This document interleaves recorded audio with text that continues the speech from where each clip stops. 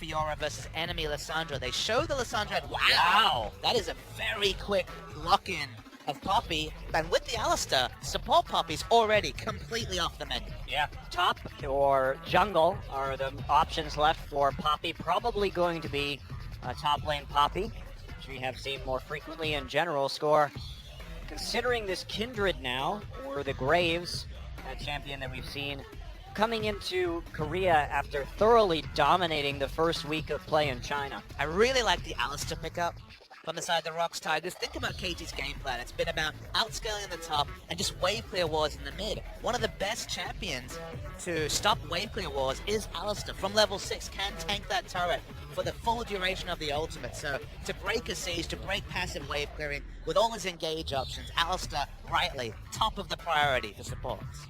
Certainly true. So Kindred and Morgana. Oh boy. Flyer's been talking about the mid lane Rammus. We're not going to see it, but I like the hover nonetheless. So will be Kindred Morgana as an answer perhaps to some of this CC coming through from Poppy and Alistar. I'm not willing to discount the possibility of Morgana mid. If you think about Fly's playstyle, it's been about wave clear. Doinby in the LPL loves to play Morgana mid, then roam with his aggressive jungler. Kindred's a jungler who can be empowered by a roaming Morgana, so it's definitely an outside possibility, but still one nonetheless for Fly. And interesting that we see an Ezreal here. Ezreal has not been scaling well, but if you think about the way KT plays, a scaled blue Ezreal in the late game is terrifying. So if it's not just a blue Ezreal, it's Prey. It's Prey. If you've been on Reddit and seen some of his plays, he's always been an excellent Ezreal. That one highlight clip where he basically cancels every auto attack animation was out of this world. Yeah, he's been playing a lot in solo queue to be sure. Always the outside shot that it could be Kuro taking that in the mid lane. And Peanut going on the Nidalee, not a surprise. Peanut, a player who likes these more aggressive jungle pickups. 6.1, Runic Echoes now in the game. Nidalee's jungle clear is just unbelievably fast. It was always blistering, but it's even got faster with the new jungle item. I really like this. So KT hovering Tahm Kench and Lux right now. Two champions that play very far back, but it looks like they're going for a protect the double AD carry composition, which, given the skirmishing nature of the Tigers and how effectively they have used Kindred, it does present an interesting conundrum in terms of the defensive style of play. KT just looking to outlast some of these fast skirmishes against the Tigers, and we are going to see that TF pick come in last. Still definitely a pressure game from both sides, I guess, at this point. Twisted Fate doesn't let up the pressure either. Waiting to see what summoners he goes with. Teleport is a possibility. We saw Flash teleport Twisted Fate yesterday, but could also just go for the mass mobility with double mobility summoners. Really spicy draft coming through from both sides. Yeah, I like what we're seeing from both teams. The Lucian-Lux combo from KT. Of course, the long-range catch from Lux does set up good ultimates from both Lux and Lucian to finish off the kill. They have two long-range roots in Morgana and Lux to actually set up snipes, which is pretty exciting. The top lane matchup. Tahm Kench versus Poppy. When we heard it was Someday versus Smebs, not what we expected, but it's good to see Poppy specifically rise in popularity, because this pick has so much potential. Now already undefeated in Champions over 2 games. Yeah, and we've seen how strong it can be in China and Europe so far. Definitely made a mark there in terms of the team fight control that you have with that pick, and dealing with some of the mobility of the enemy. You take that Lucian and you can stop a lot of his dashes, try and make him a little bit more vulnerable there. Exciting stuff. I'm really looking forward to this game. Both teams bringing something different to the table this game. And KT looking to outlast in a different way in team fights. So let's get into game 1. KT versus the ROX Tigers.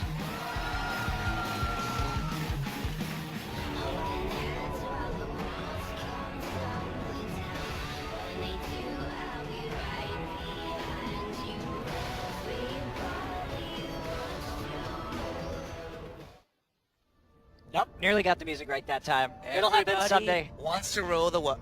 That's what we've got here today.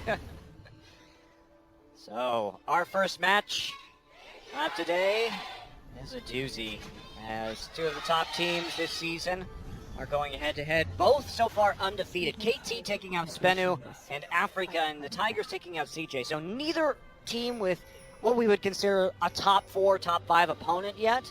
And this is going to tell us a lot, because those early wins, a little bit easy a little bit easy for these guys. If I could pick a featured matchup for this series, it'd be jungle. It'd be all about Score versus Peanut, both very aggressive junglers. Score specifically this season has pivoted towards more aggression with the Twisted Fate last pick.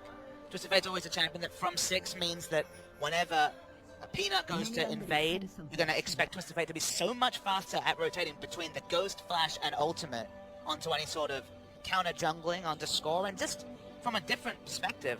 Score, of course, front and center on the OGN Spring 2016 opening video. He, of course, was around for the OGN Invitational in January 2012. When he was playing on this very stage, Peanut was a month away from his 14th birthday. Very young, very different 14. times. Wow. Wow, 13-year-old Peanut.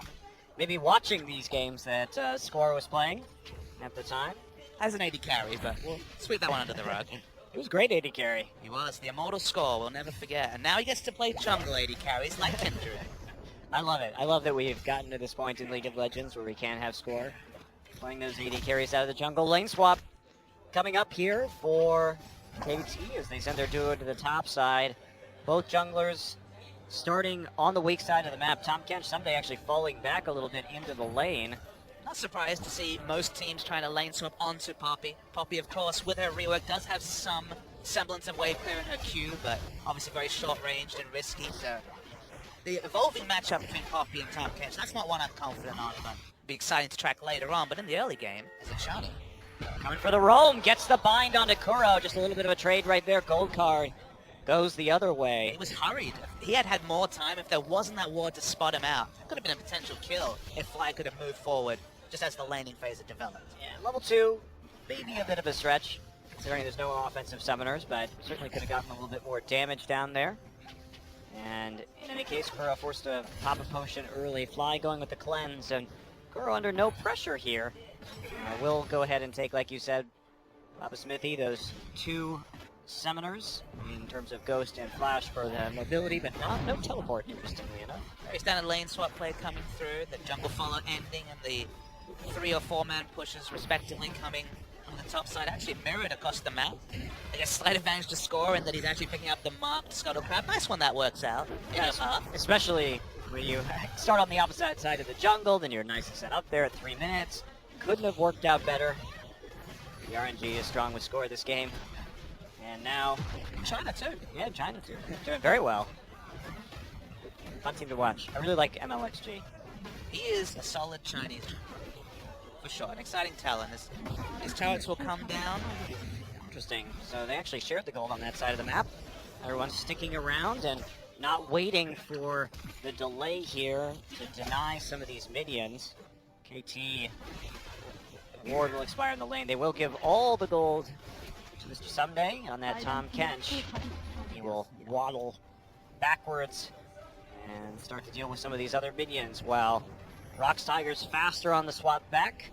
But that means Tom Kench probably should be getting out of there. He's going to ward outside of the tri-brush just to make sure he doesn't have any unpleasant surprises from Peanuts in Italy. Yeah, we'll wait to see where defensive vision opens up. As you can see, very aggressive vision for the ROX Tigers onto the bottom side of the red side jungle for KT. Smith is picking up a wave. We're expecting eventually the wave clear was its Fly. Yeah, gonna get gold carded, cleanses immediately upon landing. Does light binding a little bit in defense, making sure that there is no follow-up. But has to burn a summoner as Gorilla with a nice mid lane roam. Tigers, 3 people down the bottom side now. Peanut making moves to try and defend this turret, get some vision down. Score already here. Hachani going to pink ward and then find Peanut as he pops over the wall. Takes out the ward in the river and then backs off. So not too much gained right there, just more vision coming in from KT as they look to get a turret advantage a little bit faster. Prey left by himself with a tier in the top side. Allows Prey to scale up in a 2v2 lane matchup. Obviously, Ezreal will have a hard time trading or being able to cull minion waves against Lucian. Lucian has so much more minion wave control, so giving Ezreal solo experience, honestly. We've seen a lot of mid lane Ezreal. We're effectively getting mid lane experience onto Ezreal in the top side of the map for now. Yeah, and that'll be interesting in a few minutes, but that may mean that they are going to sacrifice this turret. Poppy getting a lot of minions, though, from that wave. Wave slowly pushing back in Ezreal's favor right now towards his tier 2, looks like. So Tom Kedge denied just a little bit, but the tower pressure coming through from KT may find itself value in terms of taking that objective quickly. ROX looks like they're happy to play a very defensive game early. This is exactly the opposite of what we saw in the Tigers first series. Worth knowing that ROX Kuro has just picked level 6, so we're waiting to see if anybody's caught in rotation. Sounds like a sequel to Lost in Translation. But, see if the Twisted Fate, first Destiny, we always talk about it. Bray gonna have to go on the run right here. Score gonna get in behind him. He's gonna dash forward, and how much damage is he gonna do? Bray takes about 50% of his HP. Score has to flash out. No mana on Kuro. As Kuro comes in, TP now going to be the follow-up here from Smeb. As Someday is not gonna be doing much. Score actually doesn't get stunned right there by Smeb. He's still on the run. Tom Kedge gonna eat him, but there are 4 people here, and this could be 2 dead members of KT. Fly comes through, going to laser his way, but Score will be the first to fall with that first blood, and Someday follows soon thereafter. Fly just can't get there in time. Fly, now on the run himself, does have to flash up into his own jungle. That could have been finished sooner if Smeb had actually been able to land the heroic charge stun into the wall. Just a really nice rotation coming through from the ROX Tigers to win it up. They just had the ability to get more members on the top side of the map. There was no way for Arrow to make that cross-map rotation. It was actually a clutch flash devour from Tom Kedge to pop the gold cut in mid-flight. But still, overall, they lose those 2 members. Yeah, nice patience there by Someday, but they still end up falling now. A 1,500 gold lead accrued by the ROX Tigers. We'll see what they can do with it. It's nice to have that advantage, though, especially with a couple of assists on this Ezreal early. Gorilla's not interested in any swiftness boots. He needs maximum speed right now. He actually rushes Mobies, despite the fact that has been certainly going out of favor among supports worldwide. Yeah, it's true, but there's also not really a lot of slows coming in here from KT, so those boots do have a little bit less value. I mean, at the end of the day, Lux has a slow. Tom Kedge, I believe the W slow. The W does exists. slow. Score has a slow as well. Compared to the threat of the real threat here is the double binding, which is going to be the long-range form of CC. I actually like to think about it in a different way. This is about pressure for the ROX Tigers. Though they have the Twisted Fate. Now they have Alistair going to be able to make the first move. Gorilla, famously, is always the first person to rotate among enemy support. He's always in the right spot. There we go again. He's going to punt Score back out of his own jungle. Prey is there, and into the arms of Peanut goes Score, and that will be another kill. Score with 2 deaths already this game before 8 minutes. Not having a lot of luck. And here comes Smeb. They want Fly. Spear is going to miss. There's the knockback. Gets him up in the air, and he's going to get charged into the turret. Smeb, he's going to trade 1 for 1, and actually gets 2 kills in the end with the help of the laser. What a turnaround there from Fly. It looked like such a good play. They hammered him into the turret and then followed up with the E, but he still managed to get the laser off. I mean, everything about the volleyball play was great. They set, they spiked, but it was all under the turret. The return damage from Fly, who had his cleanse available again, was on point. So KT win that little trade, although it looks like ROX Tigers, with the pressure, is going to be able to pick up a drag. Yeah, they will, but that's going to swing the gold back to KT just a smidge. A smidgen. It's still a lead for the Tigers and that early dragon. Let's take a look at this again. Just think about it in terms of volleyball. Watch this set, up in the air, spikes down into the turret. It was really nice, but the cleanse being back up, maybe that was a missed time, because that was what meant they could get all that return damage. The real mistake there was that they used the heroic charge and the gold card at the same time instead of waiting for the cleanse to come out. If they knew it was up, you hit 1 stun, wait for the cleanse, get the second one out, and then you can actually make that play. So a little bit of communication error there from the ROX Tigers means that they're not going to be able to do a whole lot with that, but it's not the end of the world. Okay, you make a bad 2-for-1 trade, but you still get a dragon out of it, so you're not going to be complaining. The pressure game is so seesaw between these 2 teams. We were talking just a moment ago about what Gorilla can do with Moby Boots. Picked up another gate, and we just saw Hachani rotating through mid the moment that Fly finished the Frost Queen's claim. There's so much pressure because of the lane swap game. We've seen a fairly isolated Lux versus Twisted Fate matchup. But when these supports, globals, etc. start rotating through mid, it gets nice and spicy. Yeah, it does. And when it comes to farm, too, the only big differential here is going to be Arrow with a massive CS lead over Prey, who has been a little bit more on the roam or fighting instead of purely farming like Arrow's Lucian has been mostly in the bottom side. We mentioned Arrow was the only person who couldn't rotate into that fight that got the ROX Tigers 2 kills on the top, but as a result, picked up so much more CS, not need to respond. When you're looking at 3 assists versus 29 CS, I believe that's still in the advantage of Arrow, but if the ROX Tigers can use the map pressure they generated with those kills, with the deep walls they got out of it, then it might all be worth it. Yeah, certainly could be. But right now, vision dominance asserted by KT, who have all 5 pink wards down on the map. Just a solitary pink here for the Tigers, which means it's going to be very difficult for them to make plays around this Twisted Fate. KT sets their sights on the Rift Herald, sends 4 members up there.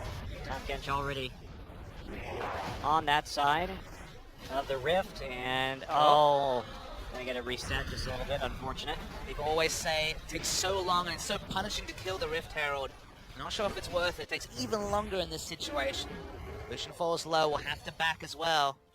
Always. It feels like the jury's still out on Rift Herald, at least in its 6.1 iteration. I mean, there was nothing to take on the top side of the map in the enemy jungle, and now Lucian's going to be able to get back in time to catch this wave with minimal damage to his turret. So honestly, I think that's just fine for the KT Rolster players. Not really too much that they're going to lose. Arrow will pick up that entire wave and be able to push out that much quicker. In the late game, that's kind of where I see issues growing for the ROX Tigers. Specifically, you're talking about Twisted Fate and Italy navigating team fights against the Tom Kench Devour. We've already seen that used very expertly. Obviously, Blue Ezra is going to be able to open up space, but I think it's going to have to be a macro game from the ROX Tigers to really take it down, because it doesn't look like 5v5 team fights, barring some incredible mid-game snowball, are going to go their way. Yeah, I definitely agree with you. And just the way that KT can play around vision with catches with Morgana and Lux means that it's going to be very dangerous for ROX to face check objectives. Probably means they're going to have to burn TF ult if there's ever a Baron bait from KT. And that's not how you want to be using that ability, especially when you don't have TP. Small solace is that on 6.1, warding trinkets, warding totems have been buffed. We will see more yellow trinkets. That means more permanent vision is usually available. We're going to see at least probably 1 more yellow trinket to go along with. Oh, interesting. I was actually going to didn't notice this. Peanut didn't go for the Tracker's Knife, has actually gone for the much more snowball choice. Makes sense given these 3-0 and 1, but that means we're going to need more yellow trinkets to be able to have as much vision as KT is going to be able to put out in the late game. Machana here, slowed up as he wanders down to help out Arrow. The bottom side, Rift Herald buff still moving. That's going to be mostly cleared out by a True Shot Barrage. Kuro getting some damage down. Here's Someday, just as a bit of a threat right here. Does force the Ghost from Kuro. Didn't have enough vision around the mid lane to know for sure how many people were rotating, so just pop Ghost, just as a preemptive measure. Has Distortion already, so summon a spell cooldown reduction from the Boots of Lucidity and the Distortion means that this is going to be very mobile Kuro. Well, here we go. Everyone collapsing, and there's a nice poke, and that's the combo right there. Gorilla has to use Unbreakable Will. Now they're going to TP in and cancel it immediately. Smart not to follow through with that. Poppy did not want to come in there. Not late game Poppy. Not enough tank items for quite that level of engage. Yeah, definitely. And so we saw some pressure here. The Tigers, mostly full HP bars. In fact, pretty much entirely now that Gorilla's popped that potion. So shouldn't be too much more pressure from KT. Doubt they are going to get a whole hell of a lot. Too much wave clear right now, and we do see the rush here onto the Iceborne Gauntlet from Praise Ezreal, looking for the slow and some more AoE damage, at least on his Qs. And Kuro has just gone full mobility Twisted Fate. I already mentioned the early Lucidity bits, but actually he's gone for the Frost Queen's Claim. No sight of a Sheen at 15 minutes for Twisted Fate.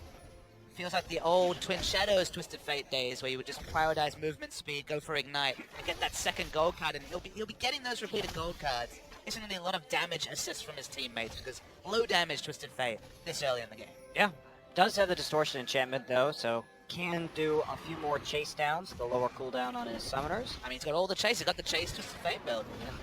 They have to make it work. Now they can, of course, huge amounts of chase on this team, but they're going to come in right now. Someday just shows up with a TP. A Tongue Lash Gorilla. His ult's still down, so has to be more defensive than you expect an Alistair played. And that means Dragon now contested successfully by KT Rolster. They get number 1. and they still find themselves in about that same 1,000 gold deficit. Right, both these teams having similar comps. The Someday backs away. I think we're still unified in saying that KT do have that outscale potential with the Tom Kench Morgana, stopping any pick potential in the late game. So it has kind of reverted back to old win conditions. It's still a pressure game required from the ROX Tigers to win, and KT looking to opt into the late game. ROX started off really fast, had those 4 kills, had the early map control. But now that KT have picked up that all-important first dragon, showing they have those stats for the late game, it feels like the ROX Tigers, they're the ones with the effective timer, so they need to start making assertive moves, because now all their vision is defensive, their map control has subsided, and KT go back to Lux wave clearing and feel great about it. Yeah, they can. More moves need to be made. With this Twisted Fate right now, Kuro simply clearing waves on the bottom side to keep that turret up. Johnny here with the ultimate, though, is going to tag Gorilla straight into the binding. They're going to get the ultimate out once again. Unbreakable Will, they're going to try and burst him. That doesn't work, KT. And Someday is just going to get knocked right back in the turret. They finally are able to take out Gorilla, but it comes at the cost of Someday. Now Kuro joining his team in the mid lane, and there's Achani getting very, very low. Kindred ult is going to be popped, and Arrow tries to stick in. He's going to be the next to fall, though. Fly has to use his cleanse, and he dies too, and a mega dive from ROX. Kuro can't quite clean up score, but that is nearly an ace off of a very poor commitment by KT Rolster. And crucially, that was KT just gifting an ace effectively over to the ROX Tigers. That was aggression started by KT. Just tried to force the pick onto Gorilla. They didn't have enough stacks of the tongue lash. They couldn't devour him and get him away. And once Gorilla saw the opening, flash headbutt into the turret, and ROX Tigers ran route after that. Made it very easy. Again, just stacking that CC. So that they had the opportunity to use the one Unbreakable Will to break it. You always question shot calling where Focus the Alistair was the clear call. They wanted to kill him before anyone came through. And crucially, Gorilla here, he ensures there's a 1-for-1 trade between the top laner and the support. And then Smep, in the right place at the right time, was a good flash on the heroic charge. But from this spot, they have so much mobility. It's the Catch Twisted Fate build. It's Blue Ezreal. You're never getting away, whatever your health value is. Well, it's not only Blue Ezreal, it is movement speed, Twisted Fate. It's Nidalee. That is not a composition you can overextend and hope to get away with if they start piling on the kills. They are going to chase you down in the end, and that's exactly what happened. Very bizarre team fight from KT. First shot calling mistake, or misstep, I would say, from KT in 4 games on this stage. This is their 5th game. That was a really clear call to kill the Alistair, who they knew his ult was up on. Very questionable. To say the least. Prey actually has to use his flash right there. Is Fly lets loose a light binding. And now KT lost control of the vision. They're now hunting for it around the Baron, making sure they can't do that objective. They still have that late game edge, but with 5k in the hole and no mid turrets outside of their base. And Peanut is caught and destroyed. Maybe. We'll see. The ult is going to proc at the end, so Hachani does pick it up with the second part of his ult damage. Does force a flash out of score. That's obviously a hollow victory. I want to touch back on the vision game. To me, it's all about permanent vision. It's all specifically about pink wards, and the ROX Tigers pink wards are completely absent. They only have 1 on the map. They've just pushed up onto the enemy red buff. There's still good defensive pinks around the blue side jungle. It's all about translating mid-game skirmishes, mid-game team fights into permanent vision, whether it is those trinket wards or the pink wards. And for now, they've been slow to cement their advantage with vision. And they've been very slow. Even in the early game, we saw KT 5 pinks on the board. Only 1 for the ROX Tigers at that point in time. So they have been lagging behind. Now it's cleared out. There's only 1 pink for either team right now. Pink wards are just overpowered, Monster. They're so cheap. They are very good. They're so powerful. They must be contested. It feels like fights between pink ward vision specifically are what wins you games. It's what I've seen so far in VOD review of the games we've had so far this season. So I think pink wards just really need to be first and foremost you're practicing scrims and outside the game, because if you keep that vision line up, it's so hard to come back.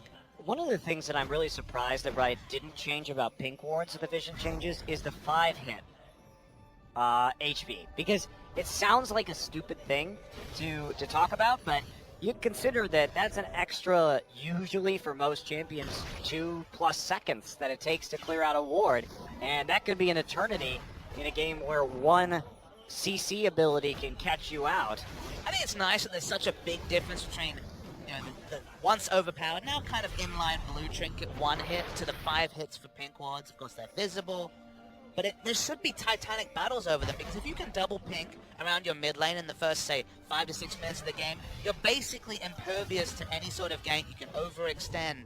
Vision around mid lane in the start of the game, then obviously more aggressively onto buffs, is what wins you games, what cements advantages that you get from the mechanical outplays that we all love to see. That we do. Well, Score actually does get that buff, I think, in the end, or the grump in the end. We do see Kuro opting for the Zhonya's Hourglass second, so ROX really committing to some team fighting plays here with this Alistar and with the invincible Twisted Fate. Have a lot of dive opportunities available. I just don't like it though. You're opting into diving Tahm Kench, Tahm Kench, Kindred, Morgana. Yep. It seems really low value. Why not go for the split push that so far the pressure game has been what you picked for? It feels like a Lich Bane at this point. I just don't know what they're opting into with Frost Queen's claimed Zhonya's against the lineup you're facing. Yeah, I totally agree with you. I think that the only option here for KT is to answer a split push with a Tahm Kench. Gorilla caught out once again, but this time he may actually die through his ultimate, and yes, he will. Score finishes him off. And the rest of the Tigers now looping back around, trying to defend their mid-turret. Peanut trying to get behind, but there's not a whole lot of HP left. Second Dragon, for giving up a lot of pressure in mid, I don't really like it, to be honest. It feels like Second Dragon stats are fairly irrelevant. Now these games have been going late, so maybe the stacking will matter. It's Prey! Prey almost dies, and yes he will! Lux Fly grabs it as Prey tries to use his heal. Didn't have his flash available to get out, but a nice CC from KT Rolster, and they continue moving forward just briefly. Now they fall back to their side of the map. We have the respawn from Gorilla. It's all the flow-on effect of Gorilla giving up his life for the second Dragon. You saw the deep pink ward going down. It's going to be cleared instantly, but I feel like map pressure and aggressive wards versus second Dragon, it's almost a no contest. Yeah, can't argue with that. Especially if it had been the second Dragon earlier in the game, or if there weren't any Dragons for KT yet, but at this point, going for second Drag, 22, 21 minutes in, you're still looking at a long scaling time at that point, so not really worth it. Peanut, too, going Rod of Ages into QSS. QSS now complete for Prey, so he will not fall to those same long-range bindings again. All we can say is that if you look down the list and see double QSS and a Zhonya's Rush, seems like ROX won a team fight.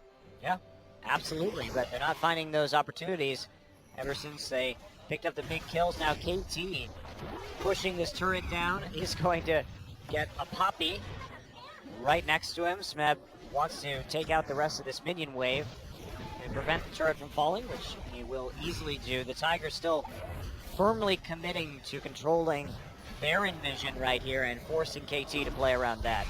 Smeb's actually changed back to a warding totem. There was no warding totems among the 10 players a few minutes ago. He's gone back to the warding totem. I'm expecting at least one per team. Depending on how the top lane is playing, I think that might be the champion to pick it up, but feels like warding totems are certainly here to stay after the little adjustments in vision in 6.1. Yeah, definitely a big improvement and equalization among some of these trinket items. We might even see, early blue trinket into warding trinket change, or multiple changes. Maybe there will be more gameplay around when to change from a blue trinket to a yellow and vice versa over the course of games as they evolve. I'm glad we actually have more trinket parity now. I'm just happy it's not a min-max, right? Yeah. This is what everyone does. Everyone has 4 reds and 1 yellow, or 1 blue, or 4 blues as it was in the previous patch. I like it when it's situational, where we're a siege team, this is our win condition, we'll get this type of trinket, rather than just, this is the best one. It always was interesting to me. I think there was more variance in potential trinket usage even before this season. That wasn't really explored by a lot of the professional teams. But it's nice to see that the balance change is actually forcing that issue. I mean, in the best case scenario, it's going to be rock, paper, scissors, right? It is, This definitely. beats this. When they have sweepers, I want to go for the blue trinket to get spot vision. That's when it's at its most interesting. And sometimes in 50, 60-minute games, you see the flow-on effectors. We're seeing a bit of information about what a late-game scrap between these two looks like. And for now, someday, I'm pretty happy with it. Holding his own. We have Poppy here, presumably moving into an Iceborne. Peanut Peanut here too. now on the side. He's going to land the spear, but not going to follow that one up. They didn't see any other members of KT on the map, and they just don't have the vision in that side of the jungle to commit to that play. It's also 2-stack Rod of Ages, QSS Peanuts. Uh-oh, now they may. Someday going to come around, and he's going to get stunned by Kuro on the port. Knocked back by Poppy right now. Someday watches as he gets hammered in the face. And Achani there for some reason.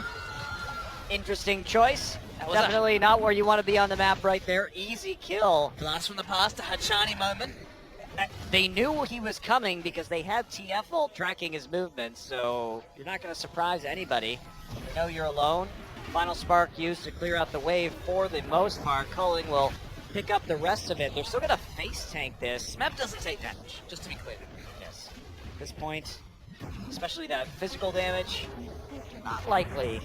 Sunfire Cape and Dead Man's Plate. Smeb's W, the charge ability that of course blocks the movement position effects, also gives bonus armor and magic resist, so it gets double scaling on a lot of those defensive stats. Not 100%, but obviously improved scaling. He's just pretty damn tanky.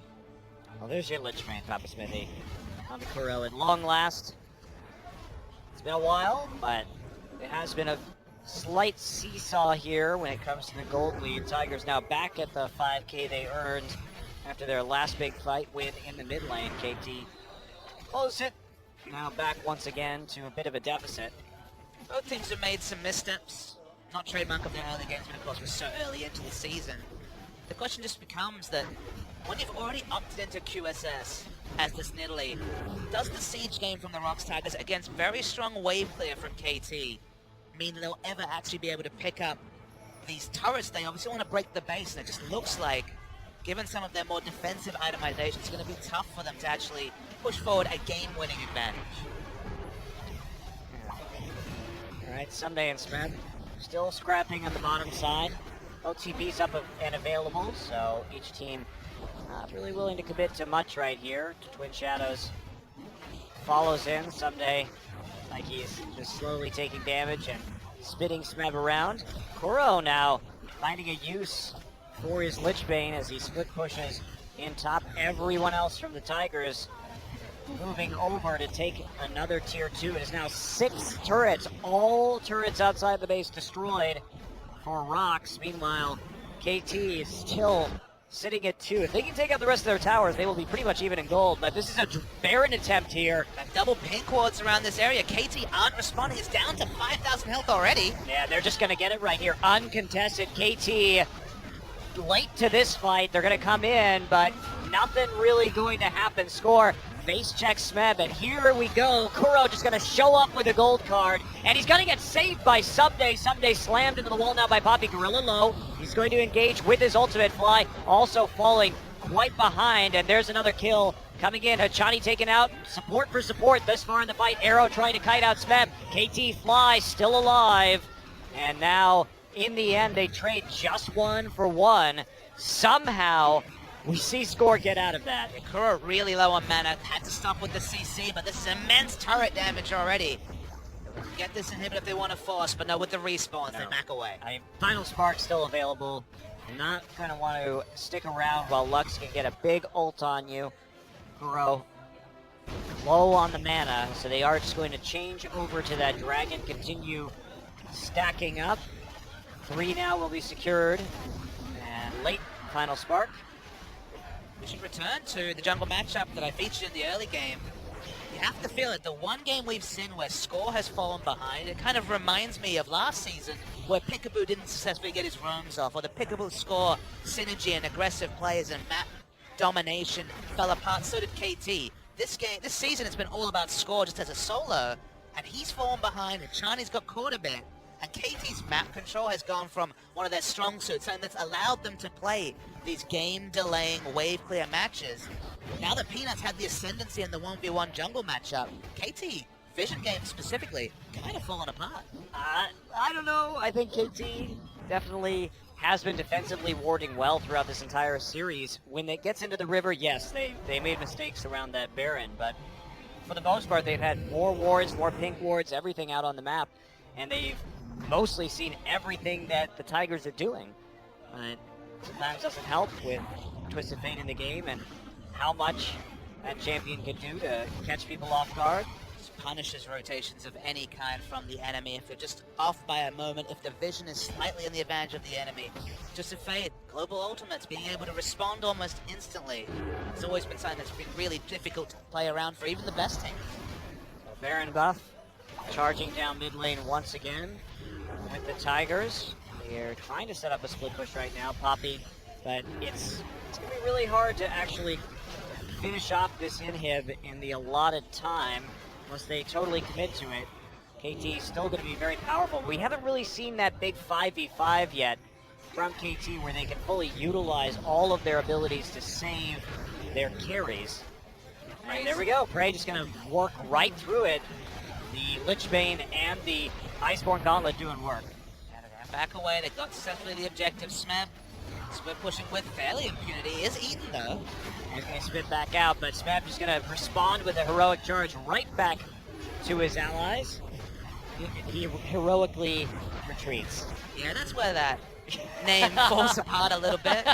Kuro is smart, holding onto the gold card basically as a zone, saying, okay, you've got the Devour onto Poppy, but no one else can focus fire, denying any sort of single target focus onto the tanky Smeb, and they just get away with half HP on the top turret, and of course the mid inhibitor down.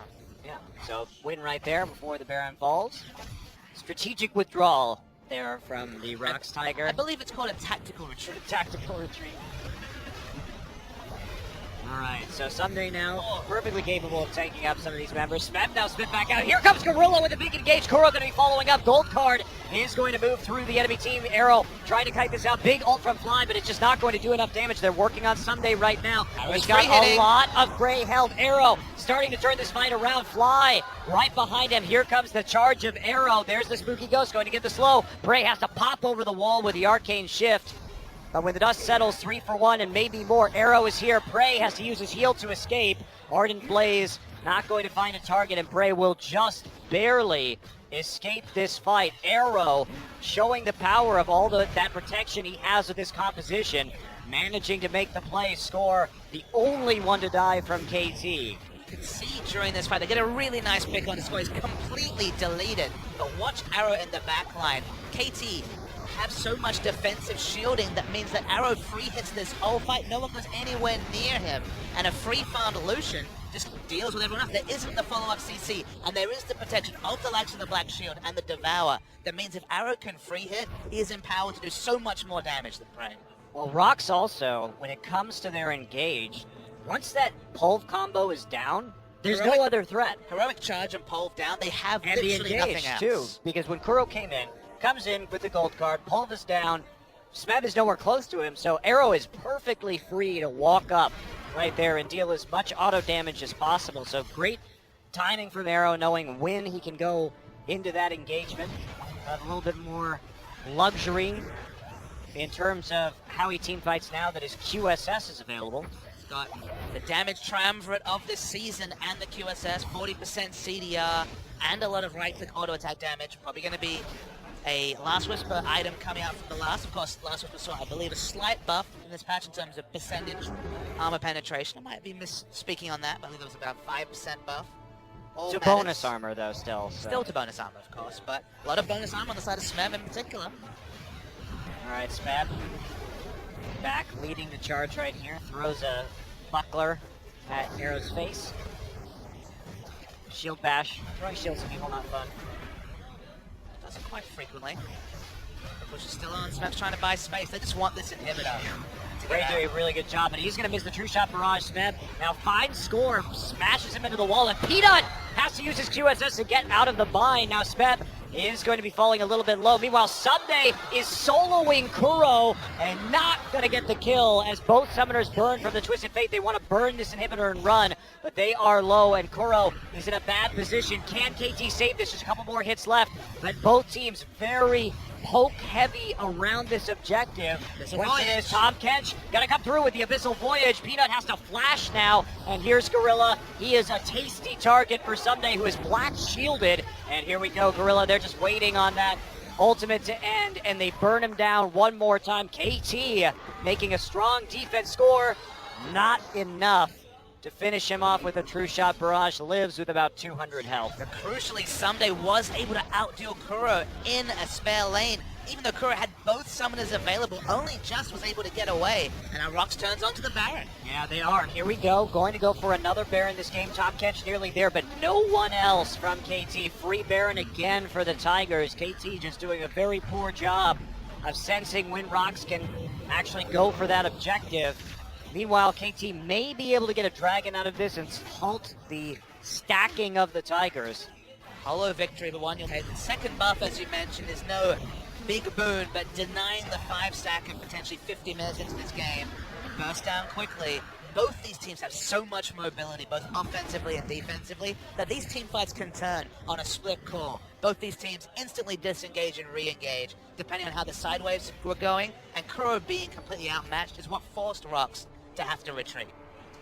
Well, inhibitor back up now in mid for KT, so 2 naked inhibitors, 1 still protected by a turret.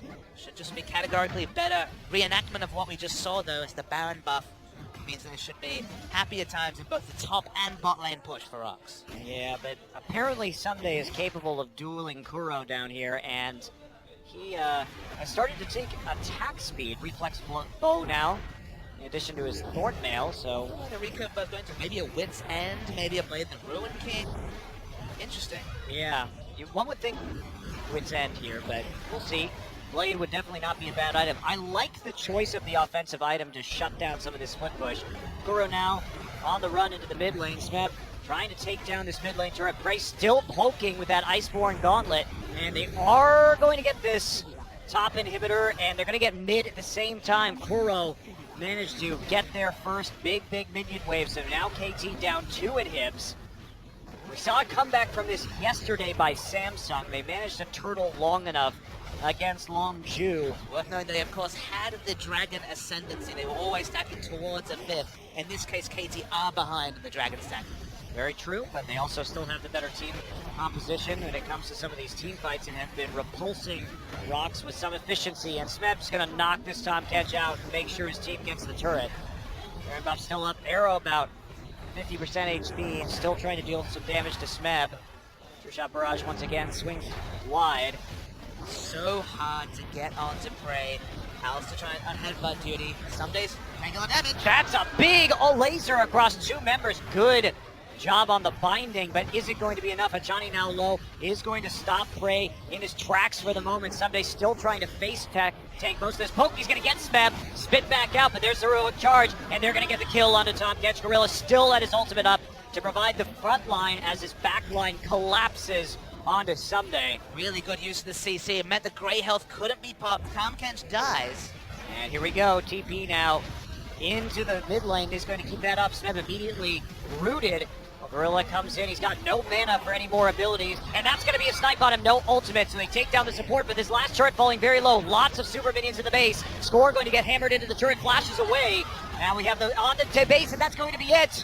The Nexus falls in the end. ROX Tigers take game 1 in a shade under 40 minutes. A game decided by 2 Barons, the first decisive one with double pink wards in the area. We talked on and on about the power of pink wards, but double pink wards meant that they stole out a Baron without even multiple members from the enemy dead. And from there, they basically camped on the pressure, even though the split push between, say for example, Tom Kench and Twisted Fate was starting to look like it was creeping in towards KT. Second Baron decisively taken, and the game there for the ROX Tigers.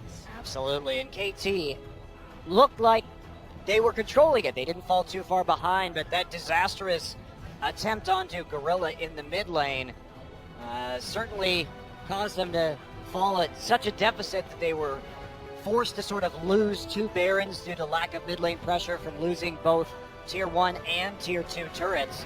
And that was ultimately what gave the Tigers the edge in the end. So we'll see if perhaps they will make less of a foolish call in game number 2.